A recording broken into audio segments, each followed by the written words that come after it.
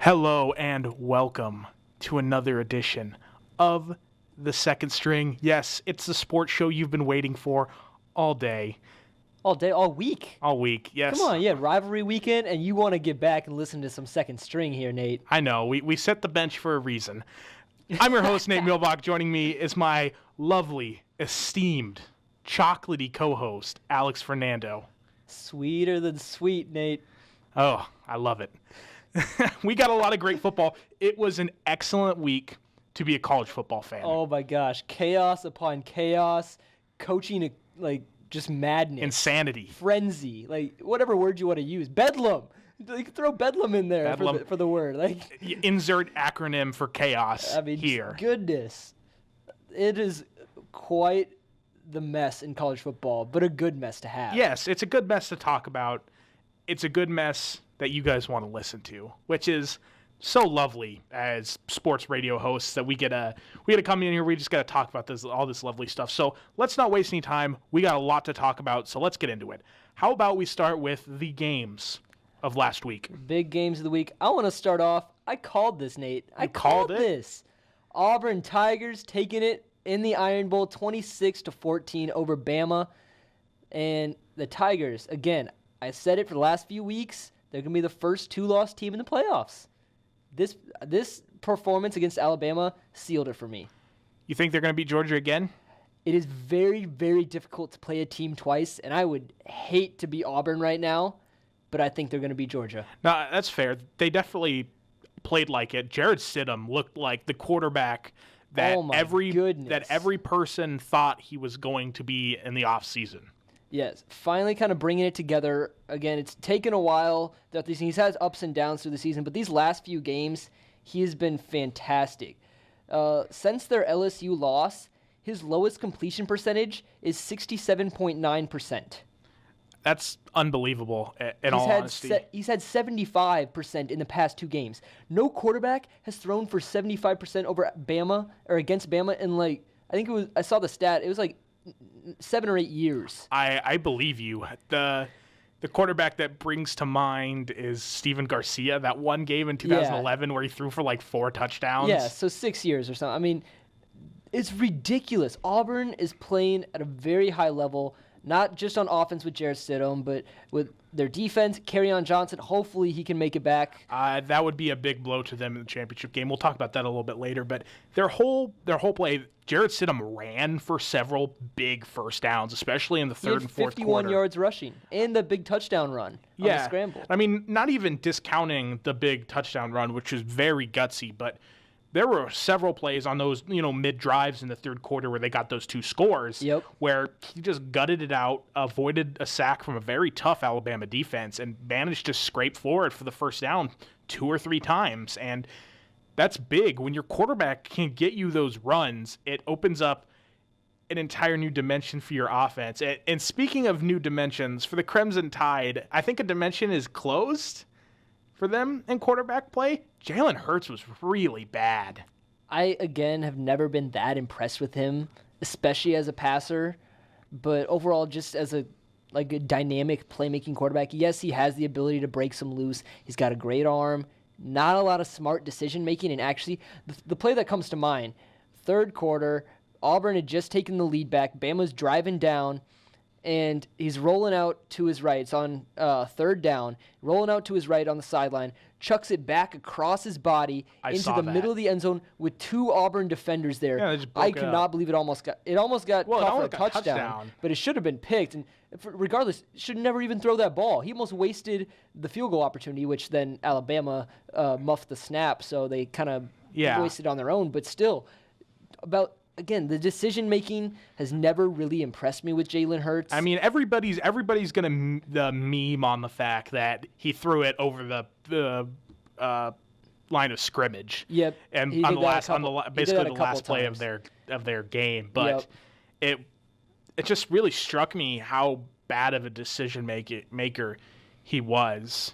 And for Alabama, I think what really hurts them, and it's not just that Jalen Hurts hasn't played very well, but their running game their running game hit a wall in this one. And it frustrates me because both Scarborough should be the feature back. He's very Trey Bryant-ish, and that his injury history and the fact that he's just not a very strong. He's not a durable back. He's not a durable back, and that holds back their offense because I mean you could tell with a touchdown run and a few other runs, but he is by far single play to single play the best offensive weapon they have. I'll throw Calvin Ridley ahead of him just because Ridley's amazing on the edge. I love Bo Scarborough. I was so depressed when he got hurt in the national championship game last year. That's kind of why they lost. And now without Bo Scarborough able to be the feature back, they have to split it up. I know. Well, they split it up. They don't put a lot on their ground game like they used to. And to be fair, they were playing behind Auburn for most of this game. They had to rely on Jalen Hurts. Yeah, they had to rely in the air. And that's not going to win you games if you're Alabama, especially against a defense like Auburn. But you look at the carries. Jalen Hurts had 17, and then their 3 running backs, Harris, Scarborough, and Jacobs, 6 carries apiece. I'm not against that, but it kind of, like I said, it feels very Nebraska-ish, where you just keep giving all these running backs 6 carries, and it's like none of them are that effective.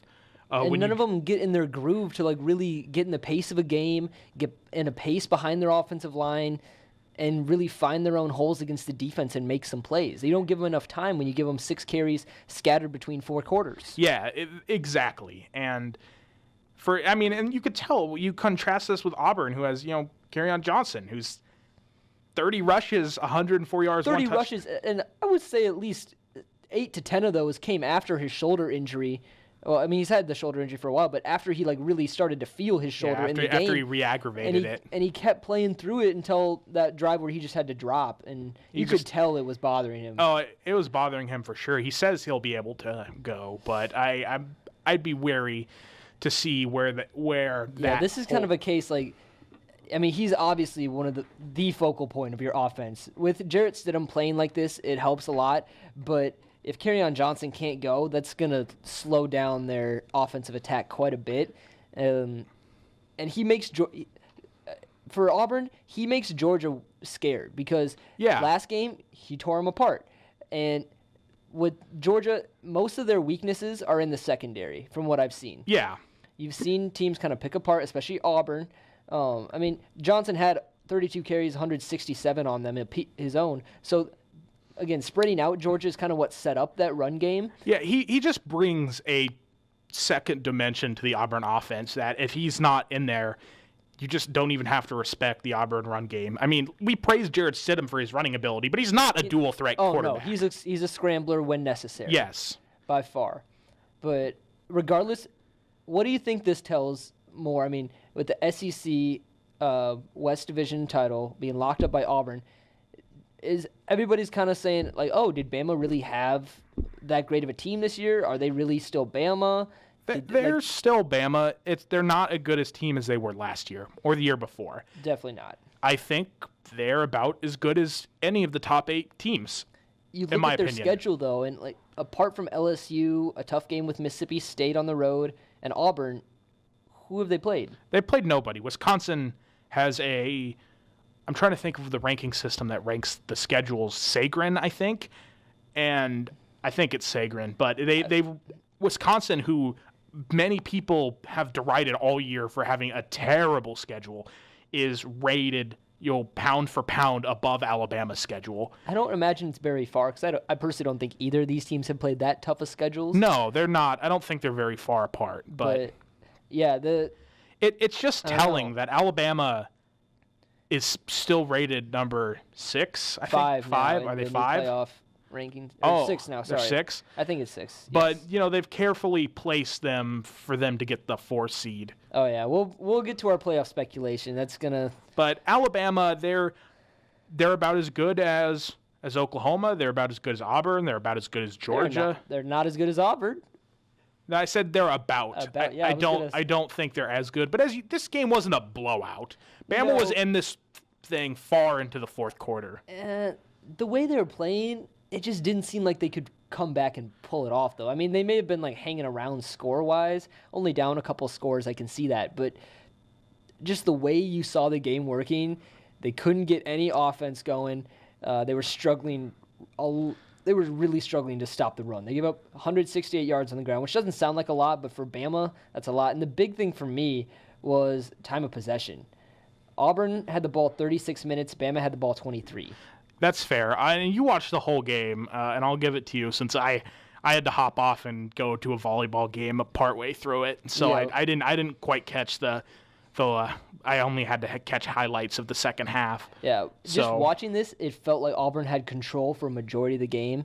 Alabama was 0 for 6 on third downs, or 0 for 8 or something like that, until like mid-third quarter. Then they finally got a third down. I noticed that they were pretty bad early in the game. 3 of 11 is what they finished with. Third games. It was surprising that it's that. In the first half, they did not look very good. But regardless, Alabama still, in my opinion, has the inside track to the playoffs. Oh yeah, which is frustrating, but oh well. It is frustrating. And Auburn, they played their way in. They have a winning game. I'm telling you, they're going to be the first 2-loss team in college football history to make the college football playoff. So let's go from a game that mattered a lot to a game that was surprising but matters very little in the grand scheme of things. Fantastic game. I think best game of the weekend. South Florida at UCF, Central Florida. A big rivalry down south, kind of starting up in the American. I love this game. This game was fantastic. This was incredible. I was watching the Nebraska game. Because they were on at the same time. They were at the same time, and we all know how that game went. So I was often flipping back and forth between plays to watch Scott Frost and his Gold Knights take on South Florida. 49-42 final. Incredible game.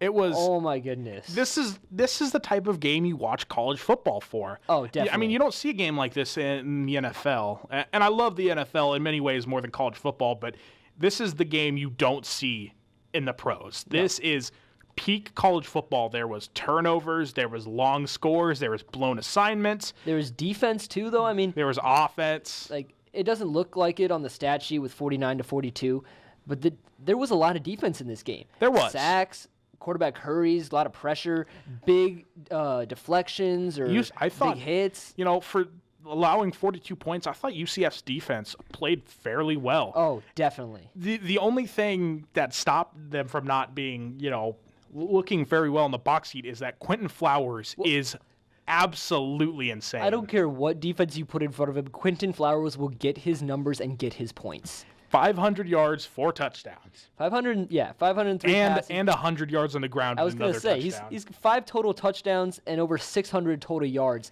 The man is a team himself. He's like a Lamar Jr. I remember when sometime in the middle of the second quarter, they were talking about how UCF only allows like 300 or so yards of offense a game. Yep. And they said, oh, by the way, Quentin Flowers has 300 yards of offense this half by himself. He had more offense than all of Central Florida. Central Florida had 373 passing and 160 rushing. Which is crazy. I mean, you put up those kind of numbers and lose? I don't get it. That's just a testament to the plays that UCF was able to make. They outscored them 21-8 in the fourth quarter. Yeah, special teams. Special teams. USS special teams was just not very good. No, there was a number of mistakes throughout the game. The biggest, obviously, being that kickoff return with basically no time left in the game. I mean, just scored, you just tied the game, you're looking to go to overtime, and they do streaks right down the field. Great way to finish a game, though. Oh, my gosh. I mean, my mom and I, obviously just because more rooting for Scott Frost in this one, but we were jumping up and down in the couch. Like, it was crazy. It was much more exciting to watch than Iowa. Yeah, me, my dad, and my brother were watching that game too instead of the Nebraska game. We were very happy and we were cheering along. No, I do want to say I did watch the Nebraska game every snap, flipped back and forth, but this was again much more exciting to watch. No, I turned off the Nebraska game in the third quarter. We just watched this from then on. I don't blame you, but sadly the statement you made to open up this game is right. This doesn't really matter. I take it back. I was being a little facetious for comedy. It does matter. In a little bit, in some reasons, it does matter because undefeated will increase the stock of G5 teams going in to the bowl selection committee. If a G5 and team still goes a 9-2 South Florida, Yeah, if a G great bowl game for them coming up. Yeah, they'll both of them played really good and they have great seasons. And I would hate to be any team that has to face Quentin Flowers after this. Oh my gosh. He put up 600 yards and 5 touchdowns in a loss. He's going hard for his bowl game. He's going to come out slinging. I hope so. That would be very fun to watch. But yeah, for the G5, it's a big deal for the G5. It's good for the G5. It's going to set up a great couple of bowl games. Great couple of bowl games. A big shootout between UCF and Memphis in the American Championship. We'll get to that a little bit later. That'll be a fun game. That's going to be fun. I mean, Memphis put up 70 points, I think, this past week. I mean, they played Eastern Carolina, but still, I mean, you put up 70 on anybody. They're the number 1 and 2 averaging points per game in the nation. So expect some points coming up, but I think, again, until they restructure the playoff system. Until it comes to 8 teams, it doesn't matter. Yeah, and until they at least give the group of 5 just one chance. Throw a UCF in there. Throw a old Boise State in there, or a Houston, or let them just see what happens. Like, if they lose, okay. But, hey, at least they earned that spot. They went undefeated. Yes. And speaking of teams that did not go undefeated. There's only one undefeated team in South Florida now, or just in all of Florida. Because Miami went down. Number 2 Miami losing to Your dark Pitt. horse has been shown the light. If you want to talk about a game that actually doesn't matter, it's this one. This one really is a game that doesn't matter. Oh yeah. So Pitt staying at home, taking on Miami, 24-14. Brought it to the Canes early. Some really good play calling. Did you see Pat Narduzzi called this at halftime? Really? Yeah, they caught him going into the tunnel or coming out of the tunnel, one of the two at halftime. And the sideline reporter's like, "What do you think of the game so far?" He's like, "Oh, they took down number 2 in Morgantown. They took down this, and number 2's going down today in Pitt." And I'm just like, "Okay, Pat, sure. Like, good luck with that. You're playing well, but I mean, Miami's usually been a little bit better late in the game." And they put up 30 points on Virginia in the second half last week. So, like, hold your horses. And hey, he held on to it. Pitt held on to it. Great play calling, though. I think the best one was a 4th and, 2 or 1 or something in the third quarter. Fakes the handoff. Quarterback does the end around, 22-yard touchdown run. The bootleg. The bootleg yes. will get... Everybody looks foolish when you lose to the bootleg. I mean, the Texans, they got fooled by the bootleg with Joe Flacco last night on Monday night. That was a killer. I was watching that one. But regardless, Miami, they just didn't play very good. No, not at all. And I understand. I get it. I 100% get it because, like I said, this game, it doesn't matter. Miami... Overall, Miami, right. All that matters is that if Miami wins next week, they're in the playoffs. And even if they won this game today and lost next week, they would still be out of the playoffs. Yeah. Because I know the ACC championship is the play-in game. Yeah, it's a semifinals. We'll see. I mean, I want to get into the playoff speculation a little bit more. I want to just focus on why did Miami lose? They didn't play very well. And I know that's a very trite thing to say, but their heads weren't in the game. You could tell when you watch the highlights, they knew either subconsciously or not that this game didn't matter if they won or if they lost. All that was on the line was pride. Yeah. They're still chasing Malik Rozier was benched for a series in this game. Yeah, Mark Richt he just didn't have it, and he knew it. Their heads simply weren't in the game, and that's what caused them to lose. And I 100% will stick by that. That's fair. I think one thing that might have contributed, honestly, though, they haven't played a road game in a month. Their last road game was North Carolina, and that was back in October. That's interesting. I didn't think of that, but yeah, it was October 28th. So they haven't played a road game in a month. The last 3 at home. Virginia Tech, big game. Notre Dame, primetime, big game. Virginia, comeback or not comeback, but they had to come back in that. I mean, Virginia was hanging around the whole game. They had a lead for a while. And yeah, it was a surprisingly tough game against a team that should not have been in the game. I remember having games like that in high school. And, for sure. And the feeling of pulling away is like, it's just wipe the brows. Like, all right, let's move on. Yes. And this game, I could see the combination of the road game and being a little lax, knowing that this game is kind of worthless in a tactile standing sense.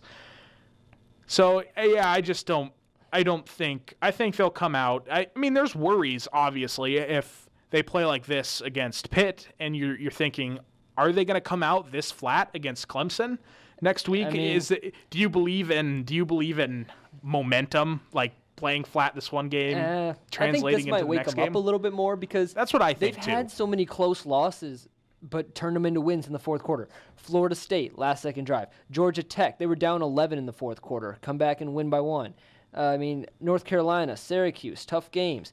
Notre Dame, Virginia Tech, those were big primetime games, but still, like, you have the spotlight on you. You know that's a big game, and they tend to play out in those games. Knowing what's on the line with the conference championship, and especially a playoff berth, I think Miami will step back up to the plate and look a little bit better this week. Me too. We'll talk about that a little bit more in a couple of sections. Right now, we're going to take a quick 1-minute break. Be right back.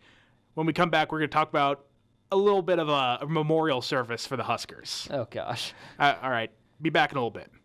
The risk of an American man developing cancer in his lifetime is a little less than 1 in 2. The risk of an American woman developing cancer in her lifetime is a little more than 1 in 3. But the death rates of cancer have been declining in men and women since the early 1990s. I relay for the support of my sister. I relay for the support of my grandfather. I relay for the support of my uncle. Keep helping those in need by participating in Relay for Life. Join us for Relay for Life at the University of Nebraska-Lincoln each year to fight back against cancer. Sign up for your community event or donate at relayforlife.org. Dad, I'm hungry. Why don't we have anything to eat? Those are words you never want to hear as a parent. But unfortunately, putting food on the table is a constant struggle for many low-income families here in Lincoln, and they don't have the necessary skills to get and maintain a job. They rely on volunteers at the Center for People in Need that can help them through the struggle. You can make a difference in their lives by getting involved in one of the many volunteer programs that the Center for People in Need offers. For more information, please visit centerforpeopleinneed.org. All right, we are back here at the Second String. Nate Muehlbach, Alex Fernando. Rest in peace, Nebraska. R.I.P. 2017 Huskers. We're done. I saw a post on Twitter that was the Frodo from the Lord of the Rings, and he said, "Oh gosh, it's over. It's finally over." And I can't believe I've been saying this about a Nebraska season, but yeah, that's how I feel. Oh my gosh, that was brutal. I've been watching games since I was a little kid. I know all the history, and I follow this team. We followed this team ungodly close. Yes. And again, knowing the guys on the team, being friends with a lot of them, just knowing how they feel through all this, I'm glad that it's over. We're moving on in a new direction. But wow, 4-8, first 8-game losing season since 1957. First time winning less than 5 games since 1961. It's the worst team in modern Nebraska football history. I can agree with that. There's nothing else to say about that, and I love a lot of the players. Yeah, I even like a lot of the coaches. Oh yeah, again, it's not that we dislike a lot of the people with this program or with this team. There's a couple of names we could throw out there. I think it's safe now to say that nobody enjoyed Diaco around. No, zero people on the team enjoyed him. Not just the team, the staff. They didn't even like him. Thanks, Sean Eichhorst. There's another name that nobody likes. But still, this was just tough to watch. All season long, the big issue that we saw with this team and that we've talked about on this show multiple times, there was no clear picture. There's no clear idea of what this team was set out to do and what they were going to do to get to that point or get to that point in the game to have that kind of success. Yes. They did not know what they were doing. The coaching changes were too much. The system changes were too much. Nobody had a plan for this season, full on coming in. Yes, the injuries didn't help. Yes, we played a lot of young guys on the offensive line especially, but they clearly didn't know what they were doing regardless. No. And when you don't know what your plan is, you don't know what you're going to do with a football program, and you don't know what your season or game plan is going to be like, you're going to lose majority of your games. Yes. It's the personnel was bad, the coaching was bad, the effort was really bad. Especially at the end of the season, the effort was bad. 54, 56, and 56 in our last 3 games, giving up points. That's unreal. That's actually unbelievable. I kind of almost refuse to believe it, But I don't want to look at this, but I will. Let's see where Nebraska's. Oh, okay, Nate. Guess out of 130 teams in FBS Division I college football, where's Nebraska ranked for scoring defense? 112. Close, 117. Wow. We give up an average of 36.4 points per game. Who's the team that's directly above us? Arkansas. Okay. Brett Bielema, and then right below us is Jim Mora and UCLA. Well, at least those 3 teams all fired their coaches. Weird. One of which was walking off the field at the time. My goodness. We'll talk about that in coaching drama in a little bit. But so for the Huskers, the defense, it was absurd. And here, I'm gonna play with you. I'm gonna give a little game to you, just like you did to me. How many all Big Ten nominations did we have? I don't know if you've looked at this yet. Have you? I haven't looked at this. Guess how many on offense, guess how many on defense, and guess how many on special teams. Do freshmen count for like all Big Ten freshmen, or no? It's just total. Just total. Okay. This is coaches too. This is coach. Okay. I'll go 2. 2 total? 2 total.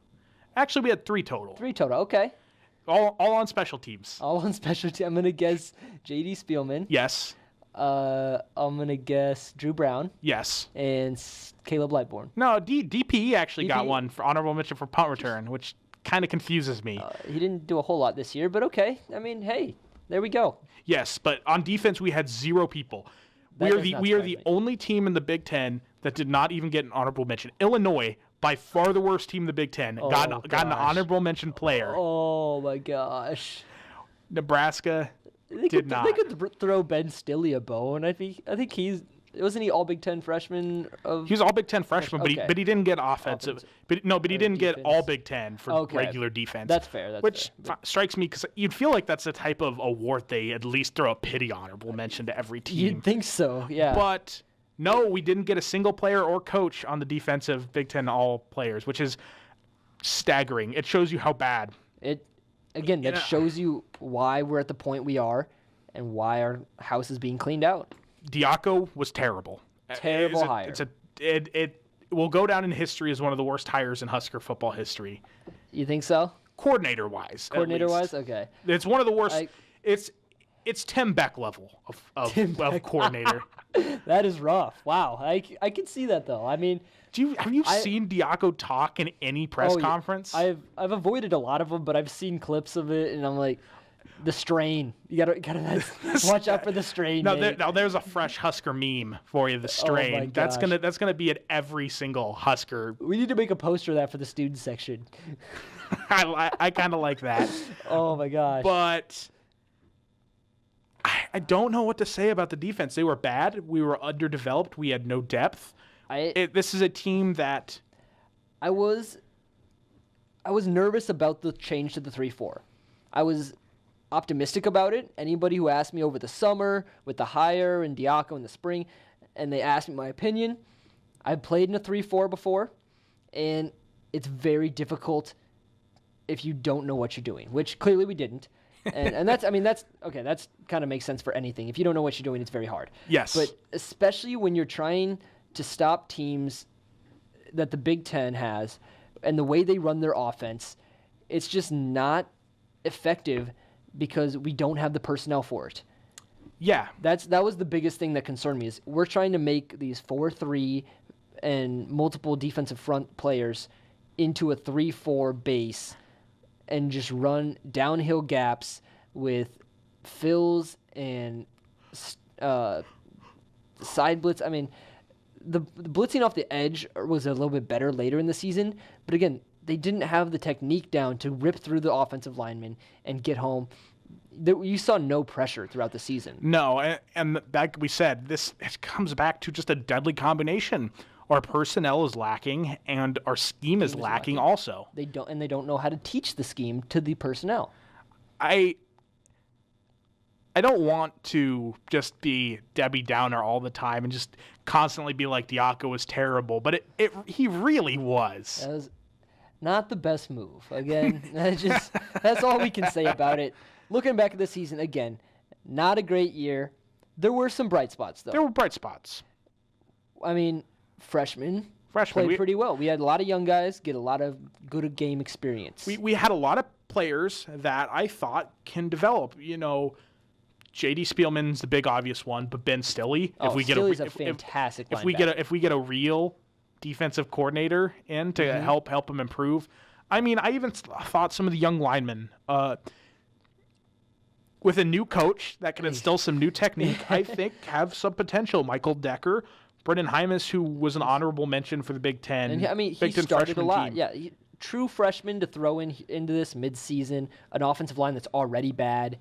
I don't blame him for giving up some plays. Yeah, yes. Did not look great, but again, young guy, a lot to build on. Farniok, hopefully getting healthy. I bumped into him at the stadium today. He said he's doing good. So that's good. Again, just things like that. A lot of young guys got a lot of good experience. And I think that's good to build on. Lindsey, Jalen Bradley, freshman running back in the mix. Yes. That's going to be big. It's going to play in later because we have a very tough schedule next year. And just to have experience for the new coach and his coaching staff that come in, yes, that's going to be very important. Yeah, news flash, we're not going to be very good next year. We'll get to that, but I do want to send a shout out Stanley Morgan breaking Johnny Rogers' record 14 yards away from 1,000. Oh my gosh, I was so mad. If he didn't have stone hands half the time. There was gosh, Stanley, you're so close. It's the same song and dance that we say with Stanley all the time. He's one of the best players on our team, but come on, man, you got to catch the ball. There was a couple of just bad drops, not only in Iowa game, but a couple throughout the season. But regardless, breaking a Nebraska record is a passing record, yes. Receiving Nebraska record. Like, that's unheard of. Yes. That doesn't happen. I mean, it will. I think it will now more with this system and our future system coming in, and this cold breeze that I'm starting to feel. But I'm telling you, Stanley, great season. Definitely fun to watch. There's been some rumors that he might jump to the draft. If he does, 100% support him. He can do what he wants. I won't ever fault a man for saying, you know what, I want $1 million to catch a football. I won't ever fault a player for doing that. But I think, but still, he had obviously we want him to come back. I think he has a few more skills to develop. I do too, which would be good. But again, his decision. I understand the move. Losing Coach Dub is a big loss. We'll see. I mean, we don't know what a new coach might bring in for. We'll talk about that in a few weeks. But there's been some talk, some scuffling with the receivers on social media. Yeah, but I mean, I've seen a lot of the former Huskers. Guys who played like in the '90s and former NFL or former linebacker and NFL Super Bowl champion Scott Shanley. He tweeted at Stanley's like, "Hey, just see what happens. We fired our defensive coordinator and went on to win the Super Bowl." So he's like, change can happen. Change can be good. So a lot of people are kind of going both ways on this. I mean, I'm just excited to see what he goes. No matter whether next year here in Nebraska or in the NFL, I think he'll have. Yeah, he had a great season, and Nebraska fans will support him and whatever he does. I think we're a good fan base like that. As they should. So that's the. Can we wrap up the Huskers? Yes. Rest in peace, 2017 Huskers. You will not be missed. Nobody will ever remember you, or everybody will remember you in infamy, not in pleasure. You want one more jab at Tanner Lee?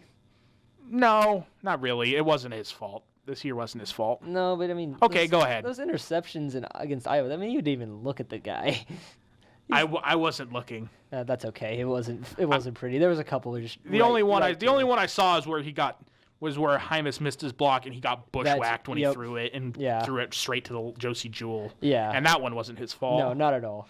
But hopefully some improvement. Again, pretty good season though. 3,100 yards and 23 touchdowns. I mean, the interceptions and fumbles kind of mixed in, but still, overall, he got better as the season went on. That is one thing I will give him credit for. And he says he put out on social media that, or a media member, I don't know if it was either because I didn't read the actual message put out, but he says he thinks he'll be back. He doesn't know about that yet. Okay, I know some Husker fans might be mad about that, but he's got the skills to be a good quarterback. Yes, and he has the right to grad transfer or go to the NFL if he wants to. Yeah, that it's his right, and I'm very pro players' rights in college football because they don't have very many. So I want them. I'm glad if they exercise the ones that they do have, and he might. And I don't begrudge any Nebraska players for when we hire a new coach for saying, you know what, maybe I want to look elsewhere. Maybe I want to sit out the year and go play somewhere else for a new coach. I mean, I just remember from our sophomore year, freshman to sophomore year change, when there was a couple guys who stuck around from Bo, and they didn't care about Riley's system. They were just like, I'm here, and I'm just playing because I should be playing, and I was playing under Bo. They didn't buy into Riley's system. I saw that in practice my sophomore year, and they should have honestly gone if they could have. Yes, if any player wants to transfer because of the new coach, they don't feel like they'll be used in the system or they feel like they can be utilized better somewhere else, then they should go, and we shouldn't begrudge them for that. Yeah. Definitely want to thank all the seniors, though. Yes. Great Husker careers. I know not the best seasons for all of them, but, I mean, Drew Brown, definitely going to miss him. Drew Brown's the big one. Yeah. Chiron, he's in our class. He's in our class. A great guy. He's a cool dude. I like Chiron. Yeah, all the seniors, thank you. We love watching you guys play, and we'll be rooting you on in your future endeavors for sure. Yes, exactly. Rest in peace, in memorandum, 2017 Huskers. Moving on. Coaching hires. Coaching hires, coaching fires. Like, what do you want, Nate? We got it all. Let's just start with the big one. Nebraska, we're hiring Scott Frost, right? Oh, I got the cold shoulder, Nate. I got the frosty shoulder. The Frost advisory for Lincoln? Oh, it's getting real chilly up in here. Frost is coming. I'm 135% certain. Exactly. So am I. There's no doubt in my mind. If he does not come here, I think Bill Moose should be fired, and we'll pay off him. I don't care. Like, pay everybody. Just get Scott Frost here. I am excited for Scott Frost. I'm excited for a spread option attack. I'm excited for his I'm just excited for the way he plays offense. It's one of my favorite systems in college football, the spread option. And like I said, it'll take a few years for him to get a system in, but I'm very excited to see him when he gets his system in. Now, I warned you about this. Okay, you said you wanted to go on this rant. I'm gonna turn back, shut off my mic. I'm not really, but I'll let you go off. You have a minute. Go ahead. No, I got more than a minute. Trust me. I'll cut you off if you go too long. Oh my gosh! All right. For everybody who's a Husker fan, everybody who's not a Husker fan, every college football fan in general, when Scott Frost comes here, do not expect us to win right away. I want it to happen. I'm always going to believe that we could do it, but it probably won't. It's going to take a few years. Yes, he became the first coach ever to bring a team from 0-12 to undefeated in 2 seasons. First time in FBS history. Amazing accomplishment. That is with Central Florida. That is not Nebraska. Central Florida does not have to play Ohio State. They don't have to play Wisconsin, Northwestern, Michigan, Iowa, Michigan State, Penn State. They don't have the kind of conference and the teams that we have to play. Secondly, his team is going to look very different. All these Husker fans, all the old Husker fans, 90s glory days, we think Scott Frost is going to come in here, run the option, and run the power I, run the ball like Wisconsin. He doesn't do that. No. He runs the spread. He moves the ball in all different directions. He'll do the read option. He'll do some. I saw a little bit of speed options as well. Yeah. But he'll throw the ball quite a bit. And He takes the knee from the shotgun. I don't like that. I know. I'm not the biggest fan either, but it's going to happen. If he comes here, which I really think he will, buy into it. Let him do it. Especially this first year when we will be going 4-8 or 5-7, and I will book that right now. I see us. It'll be extremely difficult for us to make a bowl game next year. Yes. I know that sounds horrible. Yes, 2 years without a bowl game, not okay at Nebraska. No matter what coach you bring in, I don't care if you bring in Nick Saban, he is not winning more than 7 games at the very, very max next season. Yeah. If we do, I will be extremely happy, but I will be extremely shocked. We have Colorado, Michigan State at home. Our away conference schedule is at Northwestern, at Wisconsin, at Michigan, at Ohio State, at Iowa. It's absurd. Give me 7 wins out of just those 7 games. No. We have 5 easier games. And like I said, Purdue's not a gimme anymore. No, not at all. With Jeff Brom running the show, very tough team, very difficult offense. I mean, Indiana, not the best team, but they're a decent defense. Yeah. And Purdue manhandled them this past weekend. Yeah. And Purdue lost by 8 to Wisconsin. Yes. Or like 9 or something. It'll be a tough road next year. So Scott Frost will probably not be off to a great start. And don't get mad. Don't freak out. And don't say that he was a bad hire. No. It will take time. It'll take a few years. Yes. The reason we're giving him such a long contract, 1, because we don't have the money to pay up front anymore. 2, it takes time to build that culture. Yes. Alabama was not in the college football playoff every single year right when Nick Saban started. No.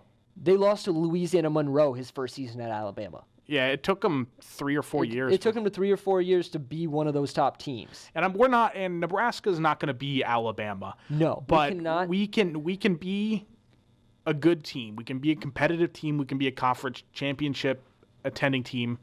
Maybe every once in a few years get to the college football playoff. We need a lot of pieces to fall in order to that happen. And I'm not one of those guys that I know a lot of national writers always have this preconception about Nebraska fans that we're all dreaming for the 90s. We're too entitled, and I'm not trying to act like that. I think this fan base knows where they are at a program level. I think so. I'm just saying that we need to be healthy. We need to be constructive with how we view next year's team. And we need to be patient. Yes. It does not happen overnight. It looks like it happened overnight down in Central Florida. It kind of did. You go 0-12, then 6-6 with Scott Frost, and then 11-0 conference championship Scott Frost in 2 seasons. Yes, great job. At a different school, different conference, very different resources. But I'm still hyped for Scott Frost. Oh, I'm very hyped for Scott Frost. I think he is the right hire. He is 100% the right hire. He is the rightest and best hire to fall. Rightest? He's the rightest, Nate? Yes, he's so good that it makes me not speak grammar good. He is fantastic. I agree. No, his offense is perfect for our personnel. We've been talking about this for weeks now. Yes. But look at the players we have. The talent and the speed that we have on the outside, J.D. Spielman, Tyjon Lindsey, Stanley if he comes back, but otherwise Keenan Williams if he stays. I don't know with his dad. Yeah, that's one of the players that I kind of feel the worst for. That'll be tough. But again, a lot of young guys coming in. Javion McQuitty be coming back from injury next year. Mm-hmm. That'll be good. The running backs, a lot of talent. They work those. I think these running backs will work well in the spread. Mikhail and Jalen, especially. I'm in the spread. I'm very excited for what Mikhail's going to do. Divine Azigbo is going to suffer a little bit. I think so. He's much more of a power back and kind of that traditional downhill run game. But as you said, Jalen Bradley and Mikhail Wilbon, I think, will be very good in the new system. I'm interested to see what Scott Frost does with the quarterback position, because none of our players are really dual threat guys. No, not typically. I mean, they're primarily passing quarterbacks. That's what Riley wanted. Yeah. So I understand it's going to be a little bit of turnover. I've heard rumors that Gebbia I don't know how you pronounce it. I think it's Gebbia. Gebbia. I've heard rumors that he might be transferring, that his dad was kind of Riley or bust. That's understandable. But like I said, if he does do that, good for him. He can do what he wants. Sometimes that might be better for them. If they don't want to be with a new coach and they don't want to learn the system of a new coach, it's not going to work out. We've seen that with Bo's players to Riley. It's not always going to work. That's okay. That's why it takes time, and that's why Scott Frost needs to, again, bring his guys in. It'll take a few years, especially at a bigger school like this with our schedules. That's why I wouldn't be shocked if Patrick O'Brien, even if Tanner stays, is the quarterback next year, because he's just a little bit more mobile than Tanner is. Yep. I don't think he's that much more mobile, but he can definitely run. He can definitely run a little bit more. Yeah, and I mean Scott Frost will adjust. I mean any coach will adjust to that kind of thing, but it's going to take a few years. I think his offense is the right system. I'm interested to see what he does with the defense.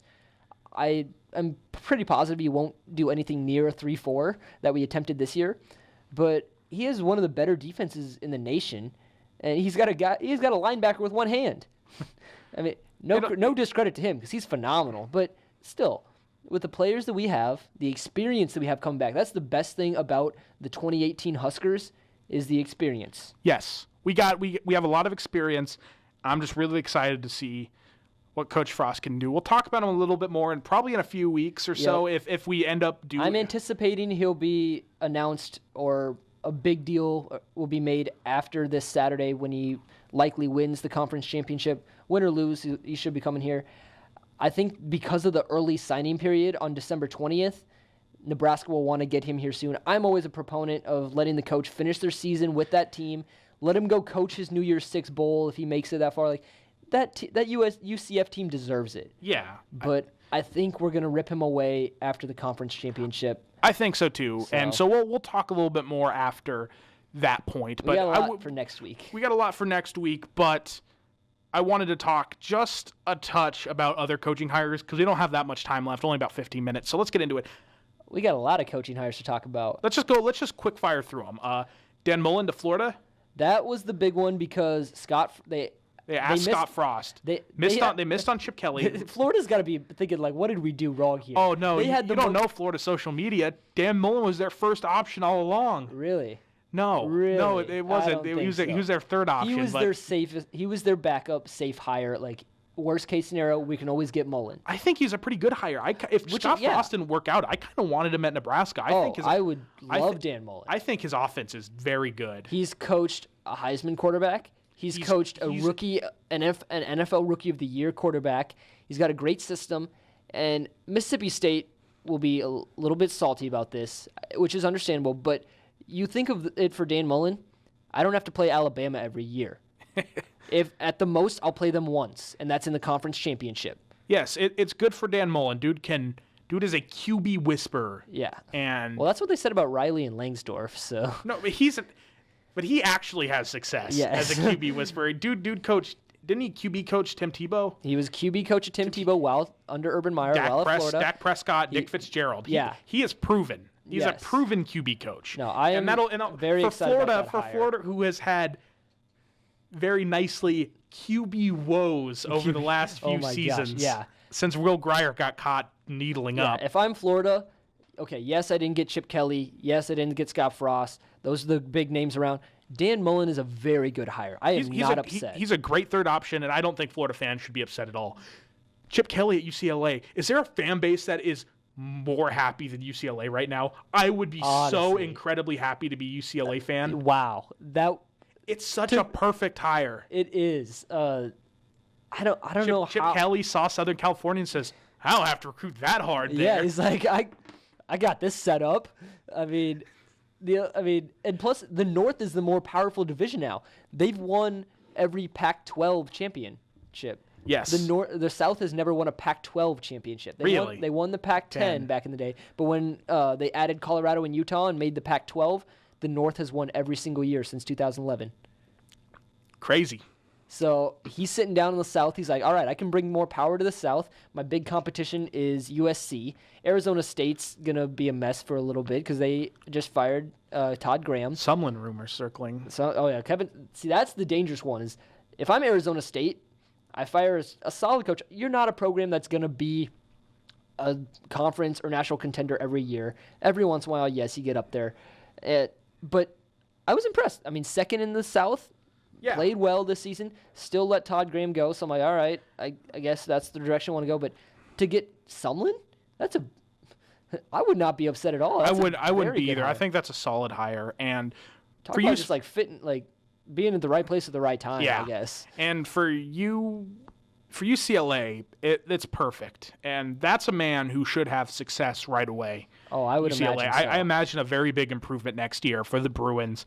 I would be stoked. I'm always a fan of UCLA. I don't mind them. I actually kind of like them. I kind of root for them to win. I've liked some of their players over the years. Okay. I've been a fan of them ever since they had a very good reception to us ever since we honored one of their players at our game a few years ago. I remember that. I went to that game when I was in high school, and we released the balloons. You were at that game? I was at that game. Oh, really? Nice. Yeah. And when we released the balloons for their player who was killed in a car crash. Yep. They were very gracious to us. We've had a lot of good games with them over the years. So I've been very cordial. I like UCLA. Yep. I think they're a nice team. I'm definitely okay with that. I'm a Chargers fan, so the baby blue is just an awesome color scheme. Oh, my gosh. No, that's a great hire for UCLA. I mean, Jim Mora, they had success, they had downs. It's kind of a mess all over the place. Mm-hmm. The big thing I'm concerned about is Chip Kelly's relationship with the players. I don't think it'll be. College, you can be a disciplinarian.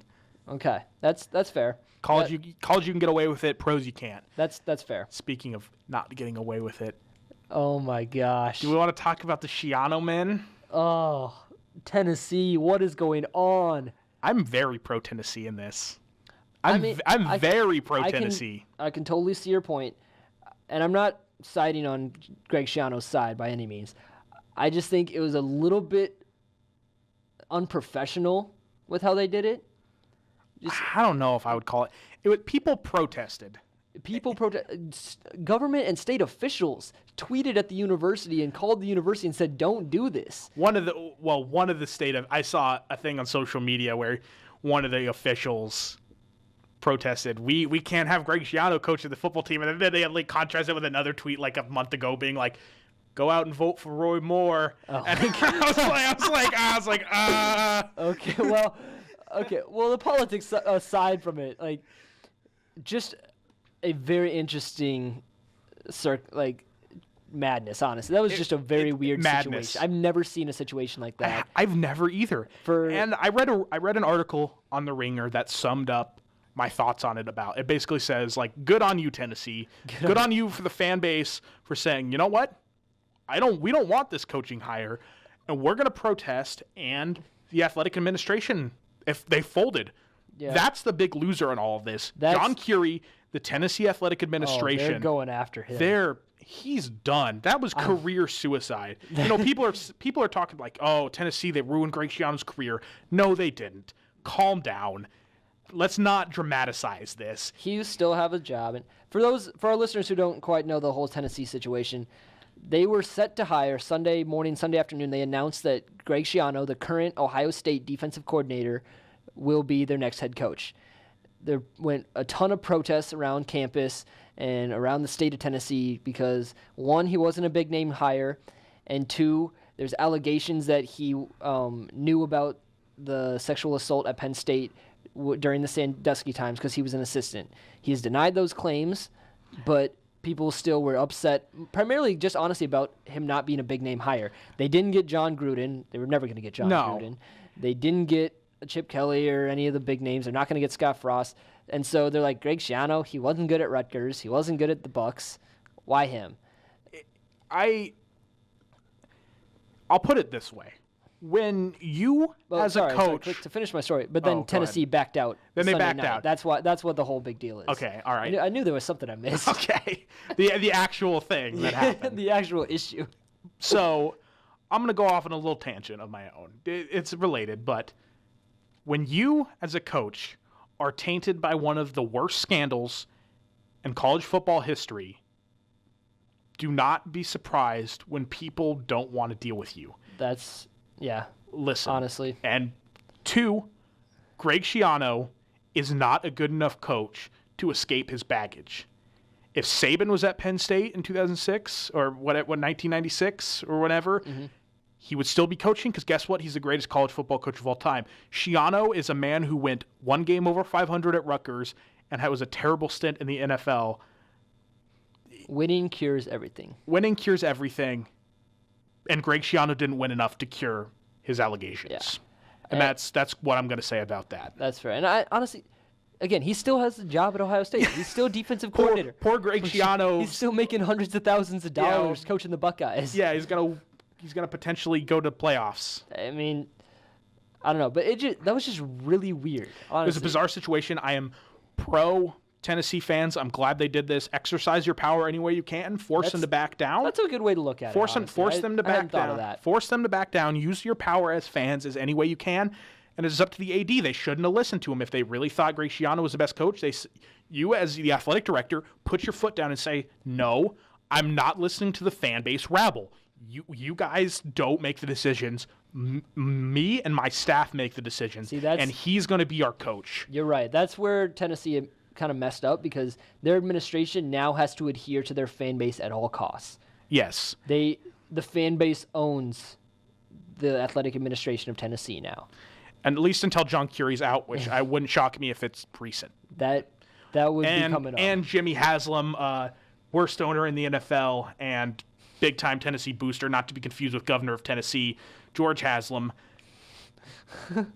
They're brothers, and one owns the Okay. Browns, is a billionaire, and one's the governor of Tennessee. It's really bizarre, rich white guy families. But Okay. he's the prominent booster. He's the one that really wanted Shiano. Yep. And there's a lot of issues with him and the other big-name boosters. Yeah. Just a mess at Tennessee. What about a couple of the other big-name hires? Well, small names for some. Ole Miss, what do you think about that one? Matt Luke. Replacement hire. Replacement hire? They're saying we're going on probation for a few more years, let's just write it out. That's fair. I think that's kind of what they did. Is like Matt Luke, their interim head coach, took them to a 6-6 season, beat Mississippi State in the Egg Bowl. I mean, not bad for a team that has a self-imposed bowl ban and lost their head coach and a lot of their NFL. Like I said, they're basically doing the Illinois when they hired Bill Cubitt. They're punting to another year. Are there any other coaching hires? No. Well, basically, because A&M. It sounds like A&M has a deal basically done with Florida State. What? With Jimbo Fisher? Did you not see this? I did not see the news. Yeah. I mean, I knew the rumors were swirling, but I kind of blew them off as baseless. So this is from what I've heard all weekend is they fired Sumlin immediately, and then Sumlin's kind of obviously we talked about he might be going to Arizona State. He's a big candidate there. But Texas A&M, they've only focused on Jimbo Fisher. And it sounds like after Jimbo makes up the game with Louisiana Monroe this Saturday, he's out the door at Texas A&M. Weird. Yeah, I mean, I'm not entirely sure what the draw is. I mean, he's done well at Florida State. He has a national championship there. It's bizarre. It's really bizarre. He has a down year because he has an injured quarterback. I don't know if there might be off the field accusations. There could be. I mean, there would have to be. I feel like he's had some issues with certain players at Florida State. But regardless, that's a discussion we'll probably have to have next week or in a few weeks. But we only have like 1 or 2 minutes left. You want to quick go over the championship games that are going to happen? Yes. Just tell me what championship game interests you the most. Oh my gosh, I think it is the Big Ten. Because when you look at the new rankings for college football playoff, we have Clemson at 1. As I thought, this is actually the exact rankings I had predicted. Clemson at 1, Auburn at number 2, Oklahoma at 3, Wisconsin at 4, and the first two out are Bama at 5 and Georgia at 6.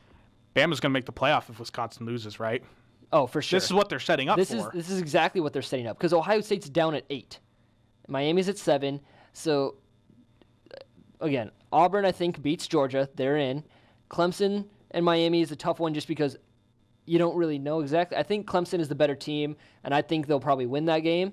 But the winner, regardless, the winner of the ACC goes to the goes to the playoff. Yes.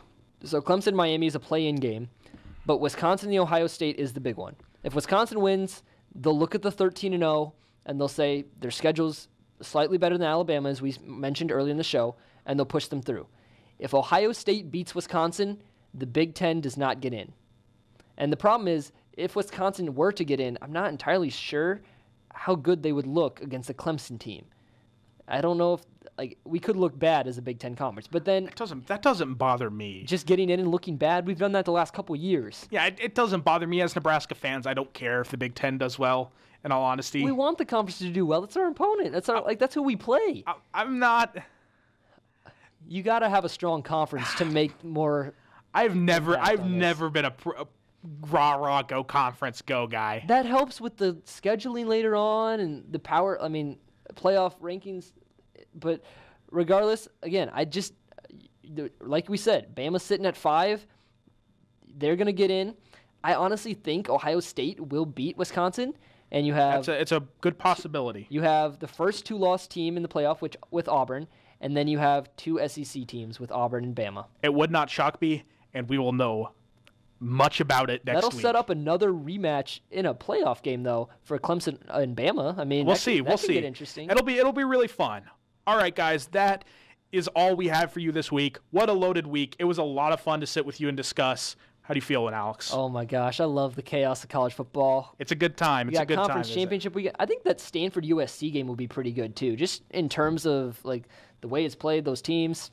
We got another good weekend ahead of us. Oh yes, I'm excited for next Tuesday. More for chaos, sure. And we'll see. We'll definitely see how the rankings come out. All right, guys. For the second string, I'm Nate Muehlbach with my co-host Alex Fernando. See you guys later. You got a chaos coming.